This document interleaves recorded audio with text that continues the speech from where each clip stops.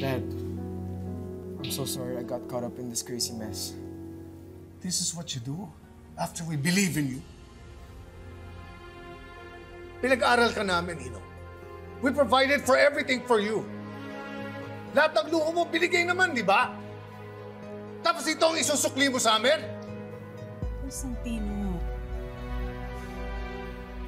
Dad, let me explain naman.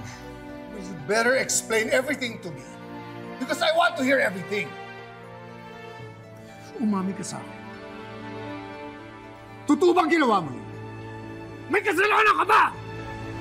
Ha? What the hell are you doing?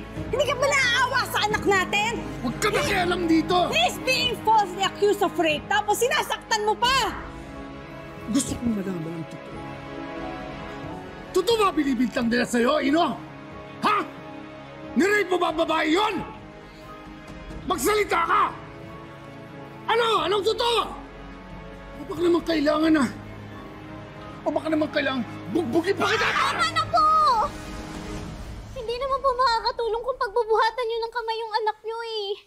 Ngayon niyo po mas kailangan ng suporta at pangunawa niyo.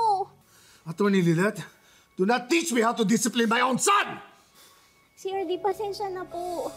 Alam ko po, wala po ako sa posisyon para magsalita pero awang-awa na po kasi ako sa anak niyo eh. Takot na po siya. Hindi niya na po alam kung anong gagawin niya. Wala na po siyang ibang makakapitan kundi kayo na lang.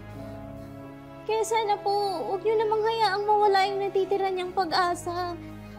Ngayon niyo po mas kailangan ng kakampi. Ngayon niyo po kailangan yung pamilya niya.